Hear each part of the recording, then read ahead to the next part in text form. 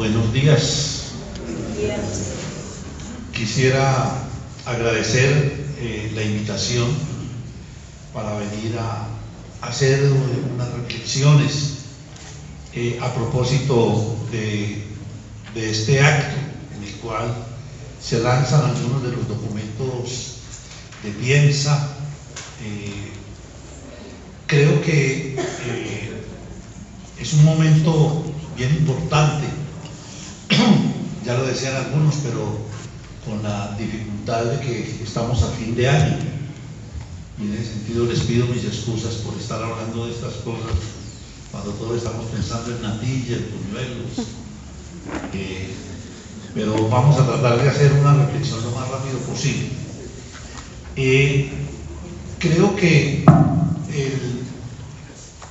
el asunto que nos congrega hoy es un asunto que tiene hoy al mundo entero planteando qué hacer con la educación. Entonces, yo quisiera como hacer una reflexión que nos permita tratar de darle un contexto a Piensa.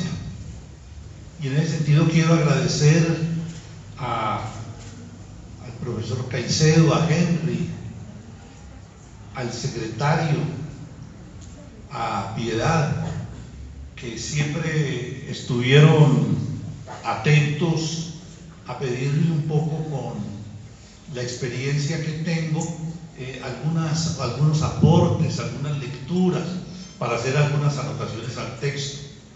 Quiero agradecerles la confianza y la generosidad que han tenido.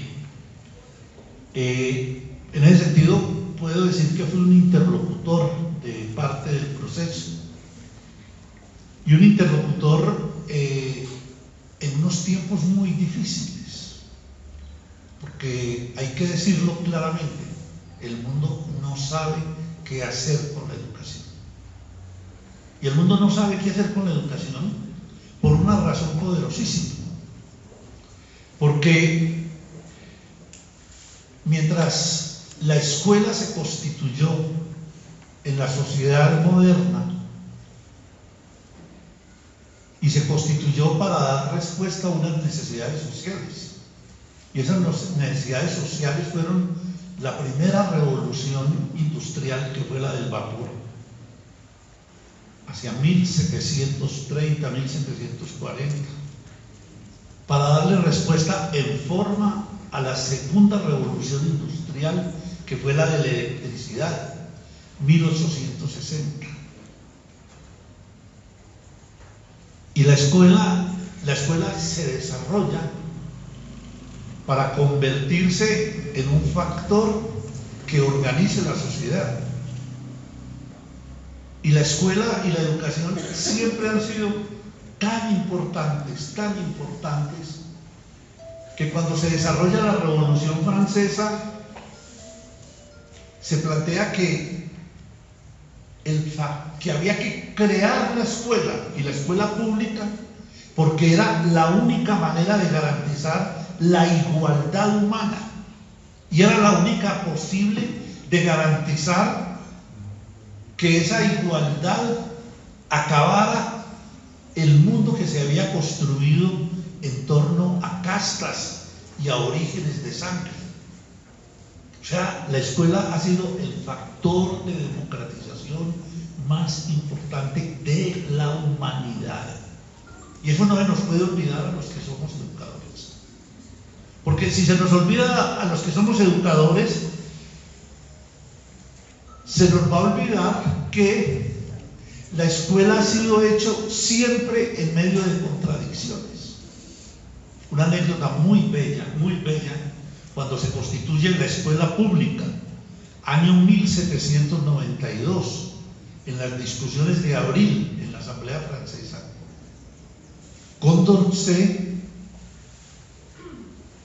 que era el diputado de la Asamblea que presentó la propuesta, planteó también, porque tenía una amiga, Olympique de Gouges, que planteaba que los derechos del hombre no debían ser solo los derechos del hombre, que debían ser los derechos de los hombres y las mujeres. Y era muy curioso porque una asamblea que estaba planteando la construcción de la democracia no aceptaba que las mujeres fueran parte de la construcción, porque se consideraba que las mujeres eran para estar en el mundo de lo privado, encargada del cuidado. Y por eso a Condorcet en la Asamblea Francesa le dijeron, y está en los anales, que qué hacía mal acompañado, andando con la hija de un carnicero, él que era todo un diputado. Y entonces, esta mujer, Olympique de Gouges, escribe el primer texto de los derechos de la mujer en el año 1892. Hay que leerlos. Y lo cuento porque la escuela nunca ha sido una esencia. Y eso es lo maravilloso de la escuela. Y por eso esa última palabra de pienso es tan importante. Es que la escuela siempre ha contado con el camino de construirse como alternativa, porque la escuela ha sido una conformación del poder, y de poderes, en el caso de la Revolución Francesa, muy revolucionarios, pero después con poderes muy reaccionarios. Entonces, nadie que esté en una escuela puede estar tranquilo y tranquila, porque siempre a la escuela la está jalando el mundo. Por eso las mujeres van a iniciar allí una larga pelea. Las mujeres no fueron incluidas en la escuela sino hasta comienzos del siglo XX. Y por eso el conocimiento y la ciencia en Occidente es profundamente patriarcal. La primera mujer en la ciencia de Occidente es Madame Curie, 1906. Por eso hoy hay grandes trabajos que muestran cómo las configuraciones en las ciencias duras son configuraciones patriarcales. Es decir,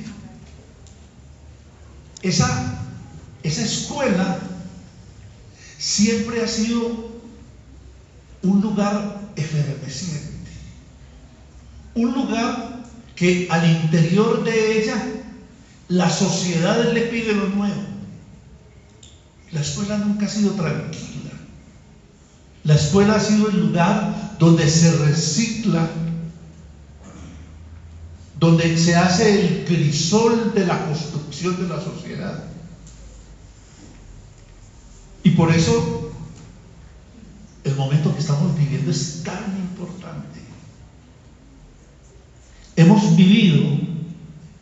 Hemos necesitado 220 años para vivir dos revoluciones industriales. Una, la del vapor; dos, la de la electricidad. Toda la idea del currículo está configurado en el paradigma norteamericano de la segunda revolución industrial, la de la electricidad. Por eso el método de trabajo de Ford, el señor de la fábrica y de los autos, esa organización del trabajo va a la escuela, y va a la escuela en forma de pruebas. La primera organización curricular es del año 1893 en las escuelas de la East Company en el estado de Luisiana. Allí se inaugura por primera vez la clase de 45 minutos. Y ahí comienzan las preguntas, pensando en esa. ¿Será que eso que se inauguró en la configuración de una escuela para la revolución de la electricidad, clases de 45 minutos, una hora, siguen siendo válidas para el conocimiento de hoy? Ese tiempo-espacio escolar que tiene 125 años desde las últimas organizaciones y que duró todo el siglo XX configurando una idea de currículum, ¿será que es lo necesario para estos tiempos? Y entonces, a cualquiera de nosotros, hombres y mujeres, que hoy, como ustedes tienen funciones en la escuela,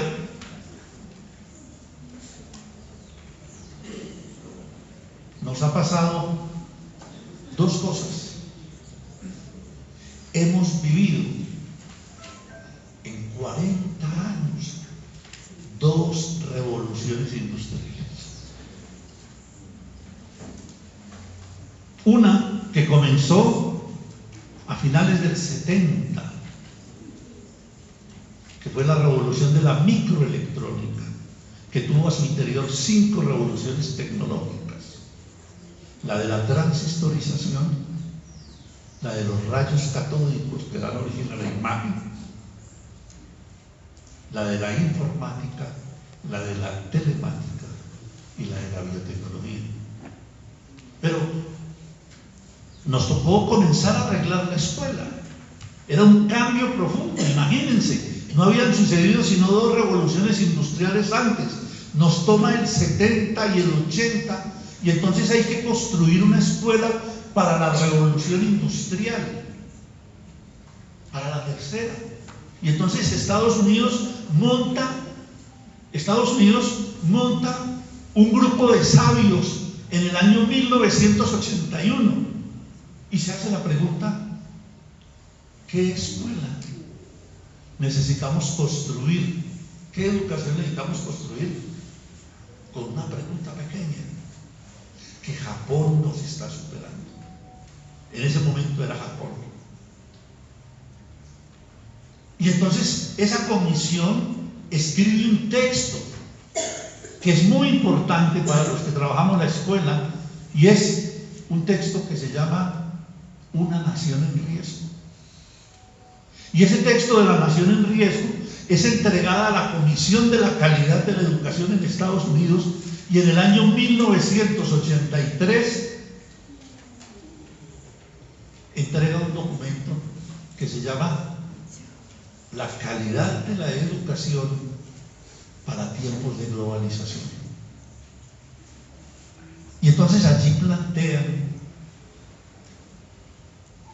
que para poder vivir en el mundo de la globalización, lo único que se necesitaba estudiar es el STEM.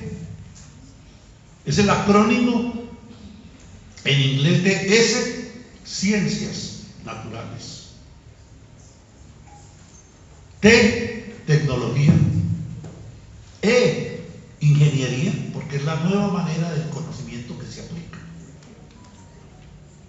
M, matemáticas; y A, reading, que es leer y escribir para esas 5 cosas. Y entonces se plantea que eso es lo que se debe estudiar. Y el Banco Mundial se convierte en el soporte de esa política.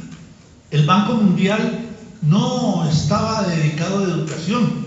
En alguno de mis libros yo muestro cómo el Banco Mundial, al comenzar la década del 80, solo disponía el 3% de sus recursos para educación, y 15 años después ya estaba dando el 36% de sus recursos. Y por eso ellos van a montar sobre esa idea de calidad un proyecto educativo por el mundo. Y ese proyecto educativo se riega y empieza una fase de nuevas leyes de educación para hacer ese proyecto educativo. Bueno, allí está la ley 30 nuestra, está la ley 115 para educación básica y media. Y ojo, hasta el día de hoy se han hecho en el mundo nuevas leyes de educación, se han hecho 216 nuevas leyes de educación en el mundo. ¿Por qué? Porque era necesario organizar una escuela para la tercera revolución industrial. Y entonces todo el mundo organiza esas leyes de educación. Y esas leyes de educación se viven en todos los lugares.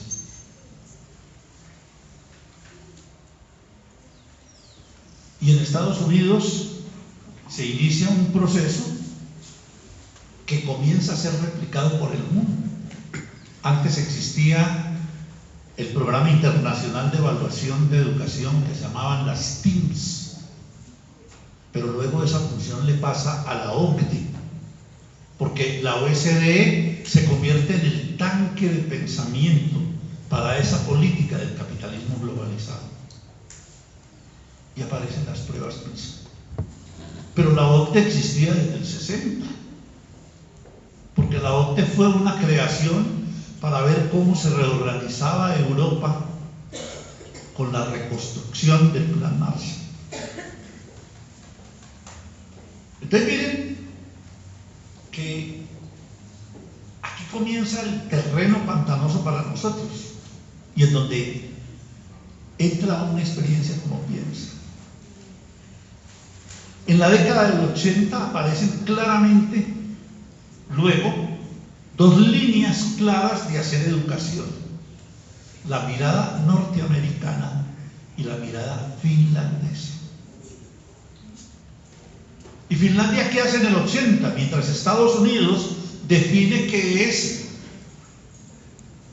es el STEM,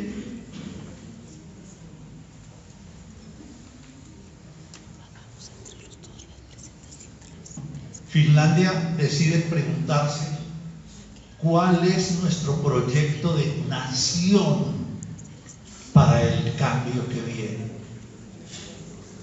Y Finlandia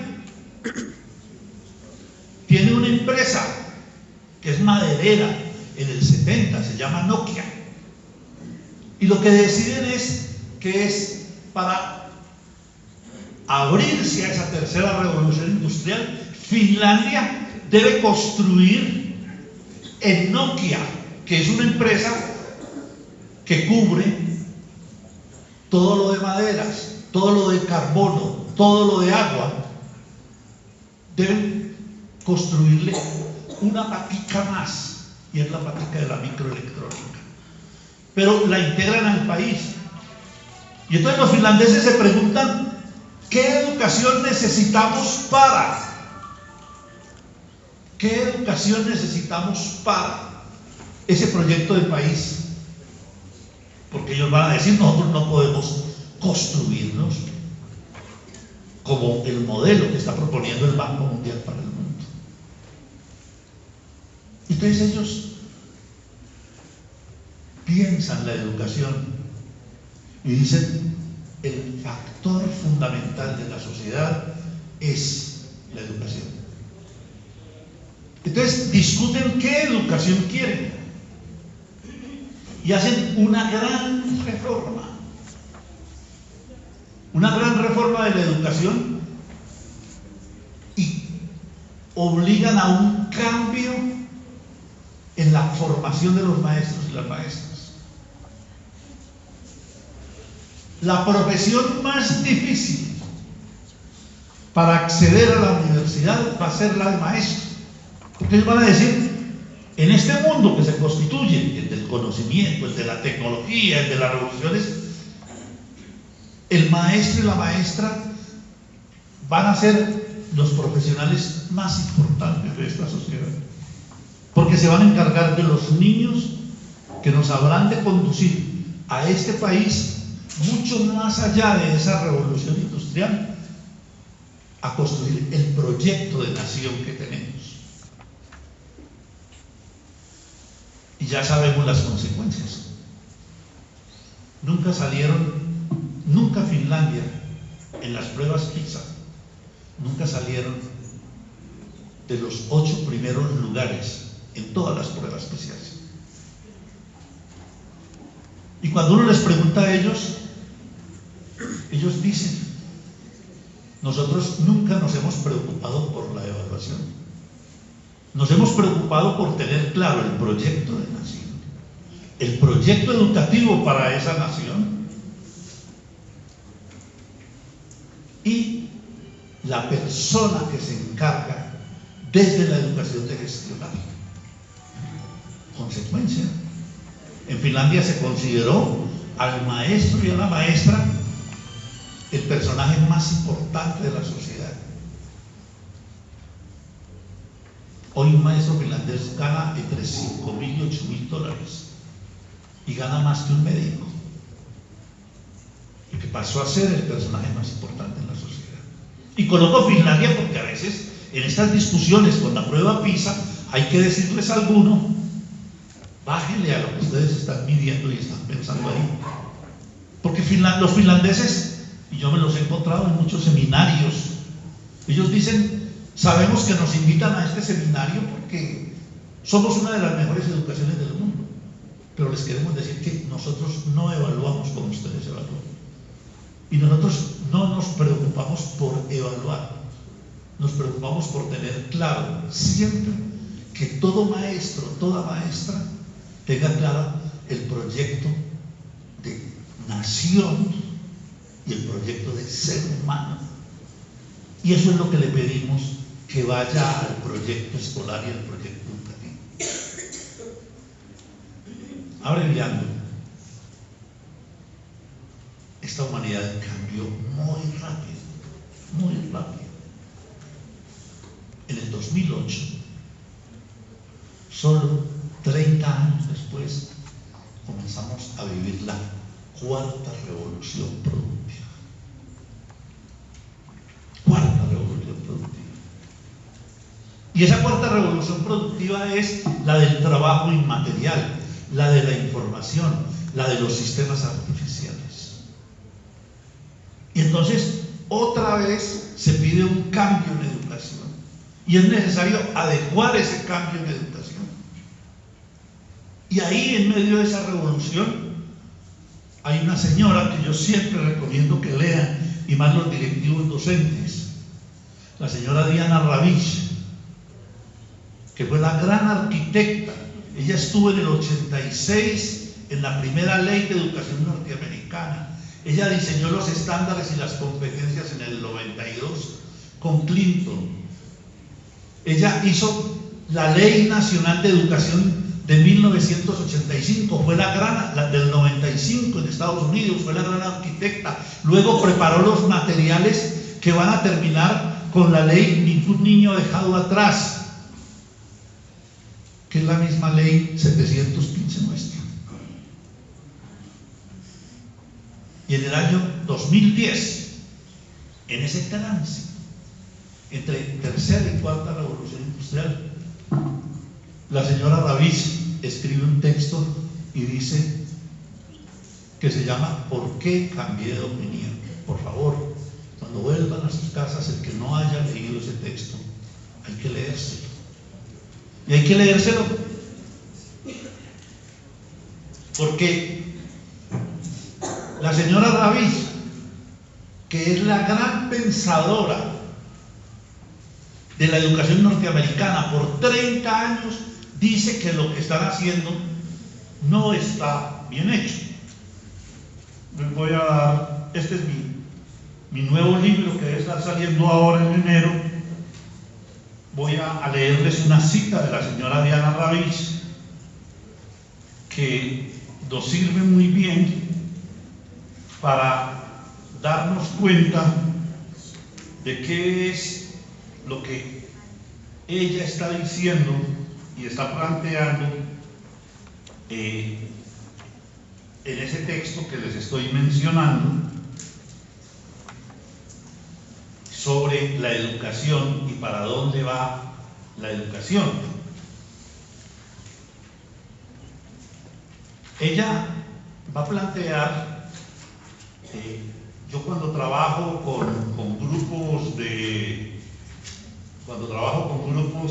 directivos docentes, siempre les pido que lean ese libro son 5 paginitas en internet que se llaman ¿Por qué cambié de opinión?, en el cual la señora Diana Ravitch organiza ese proceso en el cual, me perdonan, pero no, apenas estoy manejando este texto, lo estoy terminando de escribir y no encuentro la cita exacta aquí. Aquí está. Miren lo que dice Diana Raviz. Ojo, ella fue la que diseñó toda la política norteamericana, que es la que a nosotros nos ponen a hacer desde el año 1986 hasta el 2010. Miren lo que dice la señora Diana Raviz. Los nuevos reformadores corporativos demostraron su precaria comprensión de la educación, construyendo falsas analogías entre la educación y el mundo empresarial. Ellos piensan que podríamos concertar la nueva educación aplicando los principios de los negocios, la organización, la administración, las leyes de la economía y el marketing, y que con un buen sistema de recolección de datos que proporcione las informaciones necesarias para incentivar la fuerza de trabajo, directores, profesores y estudiantes, con recompensas y sanciones apropiadas. Como esos reformadores, yo escribí y hablé con convicción en los años 90 y comienzos del 2000 sobre lo que era necesario para reformar la educación pública, y muchas de mis ideas coincidían con las de ellas y fueron a las leyes educativas del mundo. Hoy, 2010, observando los efectos concretos de estas políticas, cambié de opinión. Ahora considero que la calidad de la enseñanza que reciben los niños es más importante que los problemas de gestión, organización o evaluación de los establecimientos. Entonces, digamos, esta cuarta revolución industrial viene a sacudir el mundo a todos los niveles. Si ustedes lo quisieran ver en un ejemplito, para no alargarme ahí, la pelea que tienen en estos momentos Estados Unidos y China es por esa cuarta revolución industrial. La cuarta revolución industrial, la de los sistemas artificiales. Y esos sistemas artificiales han generado unos cambios que tienen en estos momentos que ver con la producción de aparatos de 5G. Lo que apareció ahora es que China resultó más adelantado en la investigación sobre sistemas artificiales que Estados Unidos. Y ya ustedes escuchan todos los días en las peleas esas en donde vamos. Pero a la educación, ¿qué le pasa? A la educación le pasa que ya había tenido el impacto del 70, el 80 de la tercera revolución, y ahora toca adecuar la escuela para esa revolución. La cuarta, sistemas artificiales, trabajo material, información de los sistemas de la cuántica, la microbiología, los sistemas artificiales. Entonces se necesita, y eso golpea profundamente. 4 o 5 datos para ver cómo golpea. 1, este paso entre la tercera y la cuarta revolución industrial, ojo, ha dejado 200 millones de personas desempleadas en el mundo. 200 millones. Hay un estudio de la OIT que muestra que en este tránsito van a desaparecer 866 tipos de trabajo que lo van a comenzar a hacer las máquinas. Hoy, por ejemplo, ya un call center de una aerolínea se lo responde un robot.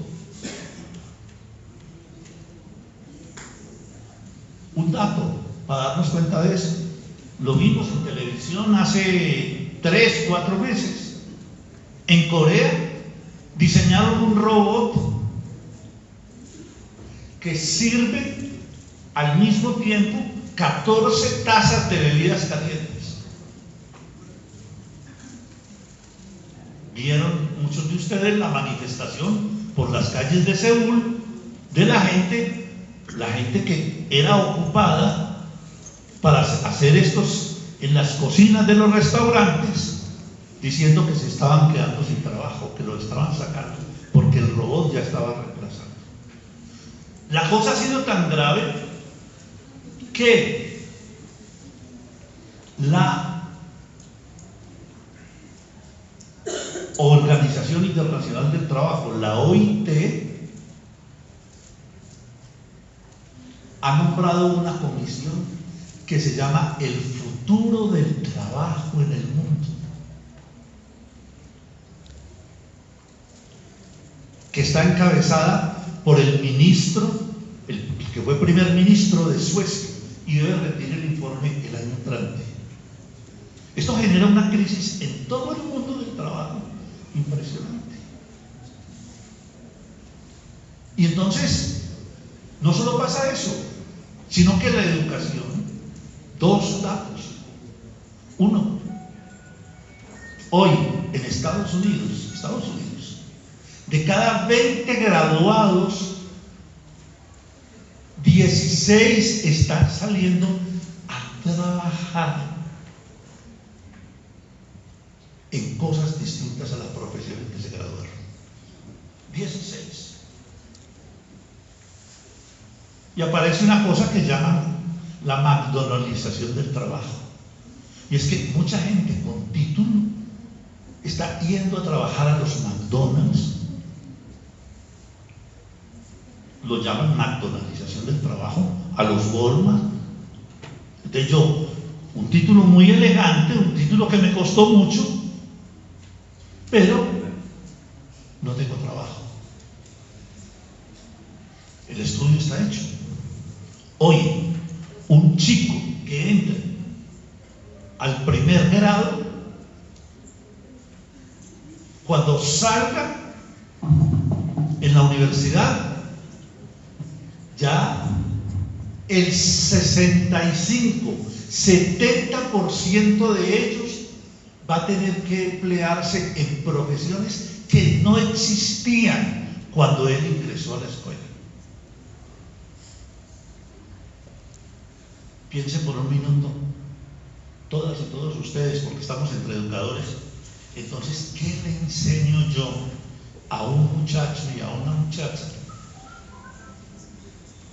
de profesiones que ni siquiera existen hoy? Y esto tiene una constante y va a ser la velocidad del cambio. Una velocidad del cambio, porque hoy hay dos grandes sistemas de acumulación del capital en el mundo. Uno, por la tecnología, que están en la metrópoli. Y dos, por una cosa que se llama la desposesión de los bienes comunes que se dan en los países del sur.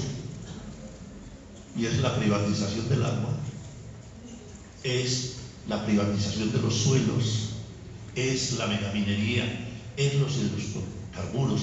Eso donde estos países fueron ricos, hoy ya están en manos de las transnacionales, porque el capital no solo controla eso, sino que para hacer cierto tipo de producción. Miren, este aparato es de 4G. Fácilmente, este aparato que fue hecho en China tiene un metal nuevo que se llama el coltán. El coltán es el oro azul y tiene 3 componentes que son los que le garantizan a este aparato la velocidad y que no tenga sobrecalentamiento. No hay sino 4 países productores que tienen coltán en el mundo: el Congo, Brasil, Venezuela y Colombia. Colombia no aparece en sus exportaciones un solo centavo ingresando por coltán, pero el satélite que hay sobre el Baupés muestran cómo hay unos caminos por donde los contrabandistas de coltán y los mineros están sacando a Brasil y a Venezuela el coltán colombiano.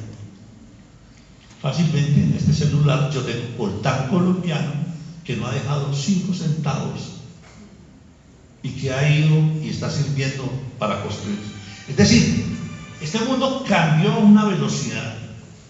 Entonces, estamos frente a un nuevo momento y la educación está cambiando. Por eso, hoy no tenemos claro qué hacer en educación. Y no tenemos claro qué hacer en educación. Y para los que venimos de teorías críticas, estamos en la gran discusión de cómo hacer la educación. Yo lo dije en la Universidad de Antioquia hace un mes. Medellín, la alcaldía anterior de Medellín, la que va saliendo, le compró a la Universidad de Texas, le compró todo el programa de STEM. Y como para que comencemos a mirar cómo se está tratando de ver cómo vamos a dar respuesta a este tiempo. Entonces yo les dije en el panel, porque presentaron lo del STEM como la gran novedad, y les dije, perdónenme, estaba en el auditorio lleno del Teatro Camilo Torres, y les dije, perdónenme los de la Secretaría de Educación de Medellín, ustedes saben qué compraron. Ustedes compraron un proyecto del año 1983 que tiene adecuaciones en Corea, que tiene adecuaciones en China, que tiene profundos cuestionamientos en los mismos Estados Unidos. El Conciencias de Estados Unidos les dijo hay que colocarle H, Humanity. Los coreanos que siguen todo lo gringo le colocaron A, arte, porque plantearon que no es posible el diseño tecnológico similar. Y les dije, y me perdonan ustedes tan avispados que somos los paisas, y ustedes acaban de comprar un proyecto en la universidad más atrasada de los Estados Unidos sobre el STEM. Antioquia, Medellín, Universidad de Antioquia. Por eso, piensa, se inscribe hoy en la lucha por construir propuestas educativas y pedagógicas para la cuarta revolución industrial. Yo lo puedo decir con lo que he acompañado. En este libro tengo 25 experiencias latinoamericanas de algunos que conocen mis textos sobre globalización. Este es el tercer texto, el tercer tomo de la serie de globalización. Y ahí estoy. Una de las experiencias que selecciono de las 25 latinoamericanas es Piensa. Y no la selecciono porque he sido amigo de Henry Barco o porque con Edgar nos conocemos desde Inconformes y hemos luchado con el padre Gallardo hace mucho tiempo. No, porque allí hay una propuesta. Y hay una propuesta. Este libro va a salir al tiempo en 3 países de América Latina. Y ahí hay una propuesta que, como lo dice la segunda letra para acá, saberes. Ustedes son sur. Y la sabiduría de la propuesta de Piensa, como está planteada, es que une ser ciudadanos y ciudadanas del mundo, pero hijos e hijas de la aldea. Hoy en el mundo de las teorías alternativas hay toda una teorización que hemos llamado del sur. Usted allá encuentra todos los autores de la decolonialidad, usted ahí encuentra a Boaventura de Sousa, usted encuentra ahí en teología Leonardo Oz, en mis escritos anteriores está ese sur. Y perdónenme, pero eso es lo que ustedes tienen que comenzar a reconocer. Que aquí, en este departamento, perdónenme, los guiños que les está haciendo el Ministerio de Educación, perdónenme, ustedes le dan luz a la confusión que tiene el Ministerio de Educación de Colombia. Aquí hay una propuesta que le está diciendo al Ministerio de Educación de Colombia: eso como ustedes nos han mandado a hacer las cosas no son. Y el mismo ministerio se sienta, lee y los reconoce y les da un lugar. Yo digo, ojalá como política pública se le dé continuidad, porque vivimos en el país del Sagrado Corazón y entonces no somos capaces de construir política pública, sino que construimos política de gobiernos. Y la educación no puede ser política de gobierno. Ni en Estados Unidos lo es, con todas las diferencias que yo tengo de todas esas políticas. Ni lo es en Finlandia. En esos países cambian de gobierno y se le da continuidad y se le hacen los cambios.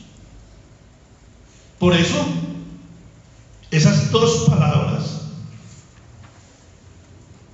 saberes y alternatividad, no puede ser entendida sin la primera: política pública. Un proyecto de política pública. Y un proyecto de política pública que toma un territorio. Perdónenme. Hoy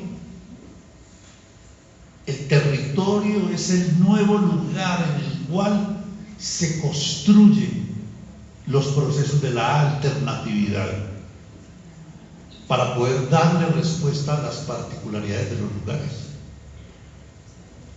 No hay dos territorios iguales. Ustedes lo saben, en este departamento tan bello, no es lo mismo los territorios más al sur que los territorios más en la costa, que los territorios más caminando hacia la Amazonía. Son totalmente distintos. Y por eso los proyectos educativos alternativos hoy en el mundo toman el territorio. Nosotros acabamos, por ejemplo, de sacar este texto: la educación popular desde los territorios, experiencias y reflexiones. Me perdonan, pero yo le pedí al profesor Henry que le hiciera el prólogo como un homenaje al profesor por las enseñanzas que nos ha dado de esto. Porque es que a veces no reconocemos lo que tenemos en los territorios, no reconocemos lo que somos. Este sur le está hablando hoy a Colombia y a América Latina. Y ustedes van a ser los responsables de que en esta cuarta revolución industrial, Nariño, porque no es Pasto, así se haga de Pasto, este proyecto es un proyecto que tiene que tocar el departamento. Y este proyecto hoy, cuando el Ministerio de Educación lo reconoce como el mejor proyecto educativo y pedagógico, perdón, si yo lo dijera, los que me conocen saben que yo soy un criticón por todos lados, muy criticón, pero me lo está diciendo el Ministerio de Educación. Entonces es tan curioso que lo dice el Ministerio de Educación y este señor que hoy está parado acá, que tiene fama de ser un criticón terrible y que anda por el mundo criticando la educación del capitalismo, hoy le hace la venia a este proyecto que ustedes han construido hoy. Entonces, perdónenme, en pequeño sentido, ustedes, todas y todos los acá sentados, todos los recursos rectores, todos los maestros de este municipio tienen un diamante medio pulido que hay que acabar de pulir. Eso es Piensa. Piensa es un diamante que se comenzó a pulir. Y en ese sentido, como en este mundo no hay recetas, en ningún lugar está, y comencé por ahí mi intervención hoy. No hay recetas en ningún lugar del mundo para educación. Por eso, Piensa no es una receta. Piensa es un esfuerzo colectivo, de producción colectiva, que recoge las experiencias existentes y las devuelve como política pública. Oh. Por suerte ya no estamos en tiempo de verdades absolutas. Por suerte ya no estamos en tiempos de gente clara, que las tiene todas claras. Todos andamos trasegando este momento histórico. Es lo que yo hago con este libro, intentando explicarme a mí mismo y explicarle a otros lo que estamos viviendo. Pero aquí, esos saberes alternativos se han convertido en proyecto. Y se han convertido en proyecto de política pública, donde respondemos a las nuevas caracterizaciones del mundo del norte y del sur, donde respondemos a las nuevas búsquedas epistémicas del eurocentrismo y del mundo del sur, en donde respondemos a un mundo en el cual la educación se reconfigura y emergen las geopedagogías. La primera vez que yo leí los borradores de Piensa, hace rato que se estaban trabajando, nosotros en la Expedición Pedagógica Nacional veníamos trabajando las propuestas de las geopedagogías y de los hallazgos más bonitos que me dio a mí Piensa cuando leí borradores todavía muy en bruto, era que ahí en este municipio estaban las geopedagogías vivas, pero no las geopedagogías inventadas por un secretario, ni inventadas ni por los intelectuales de la educación en Colombia, así se llame Martínez, Mocus, etcétera, etcétera. No, construidas por los maestros y las maestras que están haciendo la escuela en el mundo. Por eso, perdónenme, Piensa es un antídoto contra aquellos que quieren acabar el maestro, la maestra y la escuela. Porque corren dos corrientes y las van a vivir acá. Y vamos a tener personas que no entienden lo que estamos viviendo en el mundo de hoy. Porque en esta cuarta revolución industrial hay dos corrientes. Una, la de la despedagogización. Una corriente que dice que lo único que se necesita saber es el saber disciplinario. Y que basta con el saber disciplinario. La pedagogía, eso son didácticas. Y quieren quitar la pedagogía porque la pedagogía es el fundamento del pensamiento crítico en el quehacer de un maestro y una maestra. Porque la pedagogía le obliga al maestro y a la maestra a responderse las preguntas de la pertinencia. ¿Por qué educación en estos tiempos? ¿Por qué escuela? ¿Para qué escuela? ¿Escuela en dónde? ¿Escuela a quién? Cuando yo tengo esas cuatro preguntas, el maestro y la maestra despliega su sabiduría y su saber pedagógico y lo hace práctica específica en su aula. Y lo que nos muestra Piensa es que en este municipio Ya hay cantidades de maestros y maestras que han iniciado ese rumbo y están enfrentando la despedagogización. Ojo, que la proponen los organismos multilaterales. Por eso, cuando a mí me dijeron y me mandaron, por ejemplo, los comentarios que había hecho el Ministerio de Educación sobre Piensa, me perdonan la expresión, y se lo dije a una gente en Bogotá: oye, ¿será que leen mal? ¿Será que sí están entendiendo lo que hay ahí? ¿O simplemente es que ya no entienden en estos tiempos de crisis? Pero dos, hay un segundo asalto a la escuela que está yendo por el maestro y la maestra, y está yendo por la escuela. La hemos llamado desde la perspectiva crítica el apagón pedagógico global. Y ese apagón pedagógico global se está haciendo desde una mirada instrumental de la tecnología. Bueno, ¿por qué el señor Donald Trump coloca a la señora Betsy DeVos de ministra, de secretaria de Educación de los Estados Unidos? Porque su familia se hizo millonaria con unos programas de educación que era uso de tecnología, uso de comunicación y programación neurolingüística. Y entonces diseñaron unos programas que se llaman Educación en Casa. Y Educación en Casa dice: ya no se necesita el maestro y la maestra.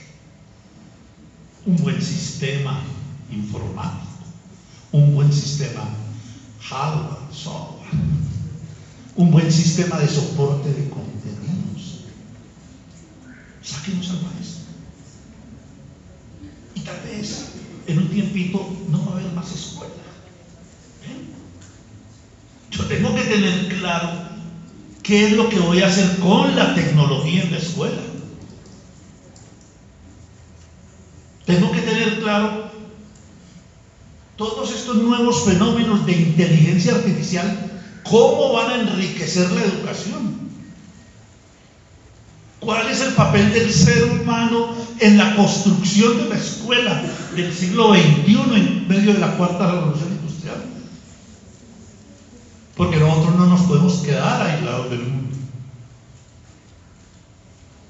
Más, el BID, el Banco Interamericano de Desarrollo, tiene un programa que se llama Aprendizaje Inverso. Y ese programa de aprendizaje inverso, que lo están haciendo pilotaje en América Latina, es el niño, la niña y el joven ya no necesitan ir a la escuela. Y diseñaron una buena plataforma, y esa buena plataforma de contenidos, y entonces el chico lo que va es 2 veces a la semana a la escuela, y es un maestro que atiende solo chicos que hacen aprendizaje inverso, y lo que hace es chulearle y monitorearle si ha hecho los aprendizajes de contenidos. Y aquí viene toda la discusión sobre los contenidos escolares. Por ejemplo, los que planteamos otras cosas, ¿qué significa integración curricular? ¿Es posible una integración curricular simplemente teniendo un soporte? Porque San Google sabe más que cualquier profesor. Cualquier profesor lo corcha a San Google, o cualquier muchachito que entre a San Google corcha al profesor. Pero lo que pasa es que ser profesor ya hoy no es eso. No es estar lleno de contenidos. Es manejar sistemas y procesos de habilidades blandas que son las que permiten el pensamiento crítico, la indagación, la curiosidad, el discernimiento. Son otras cosas las que enseñamos en este tiempo, a través de contenidos, a través de usar esos aparatos, pero de otra manera. Recuerden que esos aparatos hoy nos están controlando a través del algoritmo y el Big Data. No podemos dejar de recordar cómo Donald Trump ganó sus elecciones por una cosa que se llama Analytic Cambridge. Busquen el video de Analytic Cambridge, cómo la Universidad de Cambridge, con una encuesta a 50.000 personas voluntarias sobre emociones, le vendió eso a la empresa Analytic. Y Analytic cruzó el algoritmo de eso y diseñó un algoritmo para emociones en política. El otro medía solo emociones.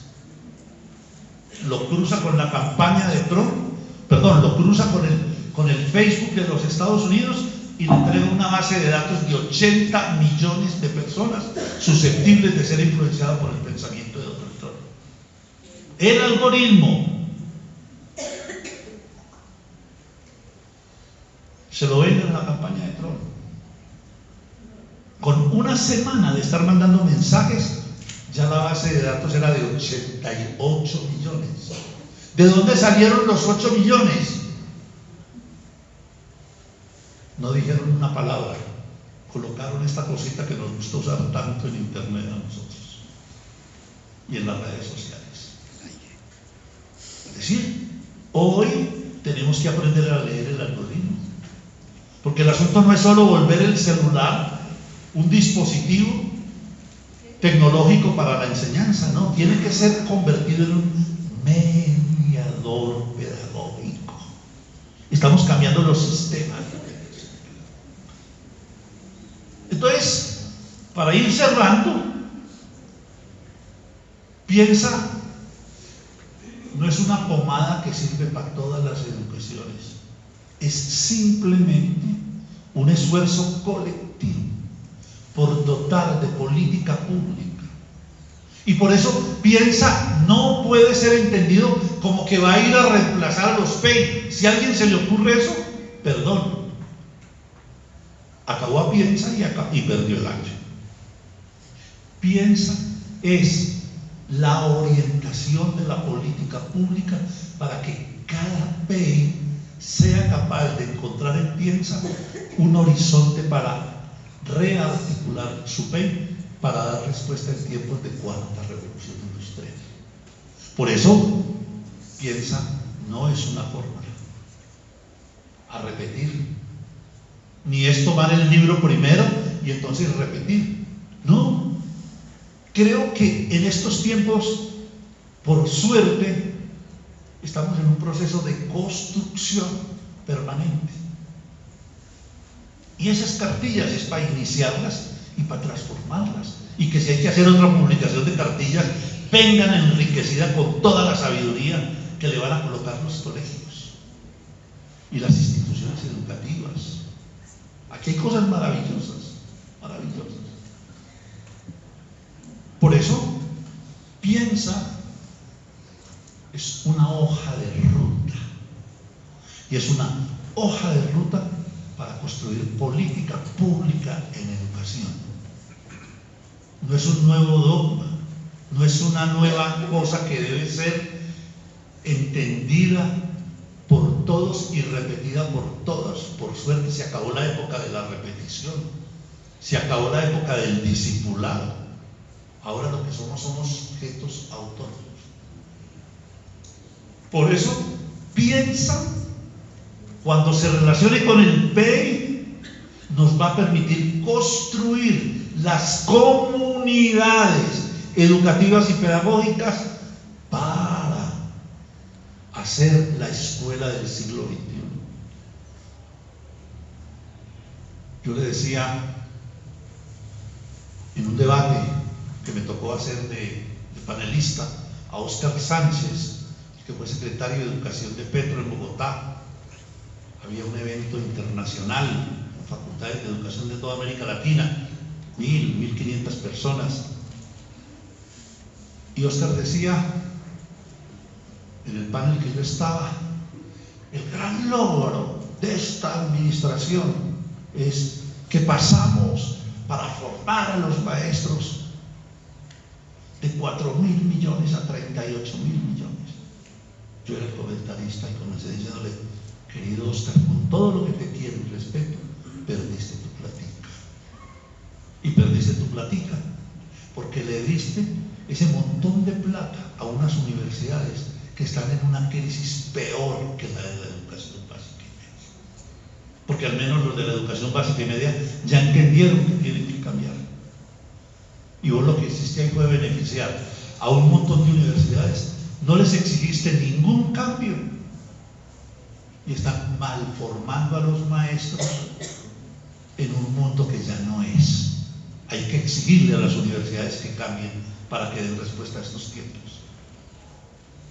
Y en ese sentido, yo quiero nuevamente felicitar, porque aquí se gastaron la plata, que no fue tanta, por ejemplo, como la que se gastaron en Bogotá, pero encontraron que la fuente del saber y el conocimiento nuevo estaba en las instituciones educativas.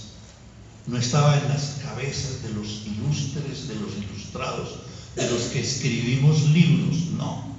Estaba en la vida de los maestros. Y entonces nos mostró que aquí ya había una comunidad de práctica.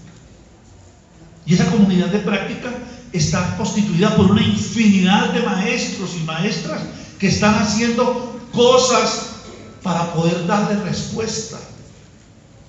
Desde formas muy simples, porque estos muchachos se están aburriendo mucho con estas cosas que nosotros no somos capaces de integrar en una educación de este tiempo. Pero dos, lo que hace Piensa es mostrar que las comunidades de aprendizaje están vivas. Y me parece que ese es el segundo paso. Las comunidades de aprendizaje lo que tienen que unir es el PEI con Piensa, para que Piensa tenga vida, y no como un dogma, sino como una orientación de política pública, y que cada PEI lo hace propio. Y eso les va a dar la posibilidad, 3, de construir las comunidades de saber, en donde vamos a mostrar que los maestros y las maestras en este tiempo son los que van a reinventar la escuela. La escuela no la vamos a reinventar los intelectuales. Yo me muevo por el mundo echando que acabo de llegar de España, de ver unas experiencias en Cataluña de innovación, y yo allá vengo convencido de que yo lo que hago es un poco, por la suerte que la vida me dio de conocer muchas cosas, contarlas, pero que hoy la escuela se está reinventando, lo que dice este libro, en los territorios. Y son ustedes los geopedagogos del siglo XXI que saben y que están dispuestos a convertirse en productores y productoras de saber y conocimiento. Por eso la comunidad de aprendizaje se tiene que volver comunidad de saber y conocimiento, no más. Se acabaron los llaneros solitarios. Desde que yo estuve en el programa Onda repetía mucho eso. Ilya Prigogine, premio Nobel de Química, decía: nunca más se producirá el conocimiento como en los tiempos de Einstein. El individuo solitario, aislado en su laboratorio, es una cosa del pasado. Las comunidades, el conocimiento del futuro será conocimiento de comunidades inter y transdisciplinarias. Por eso hay que construir las comunidades en la escuela. ¿Comunidades de qué? De innovación. Y esas comunidades de innovación nos llevarán a la transformación de la escuela. Por eso, nuevamente, felicitaciones a ustedes que constituyan los comités para que esto camine en la vida de las escuelas, en todas las instituciones, porque esto no se puede hacer sin comunidad educativa. Y ese es el paso que viene: construir la comunidad para que Piensa esté en relación al PEI y no sea simplemente un discurso o una cartilla, sino que sea viva en las instituciones. Y como la escuela de hoy la está recreando y refundando el maestro y la maestra, bienvenidos a refundar la escuela de este municipio, de este departamento, que el ministerio ya les dijo, nos pueden ayudar en el país. Y también, si ustedes son capaces de caminar con esto, que seamos capaces de mostrarle a América Latina y al mundo que acá, en el sur de este país, hay un proyecto alternativo de saberes que se convirtió en política pública y ustedes la van a defender, y la van a defender porque es de ustedes. Muchas gracias.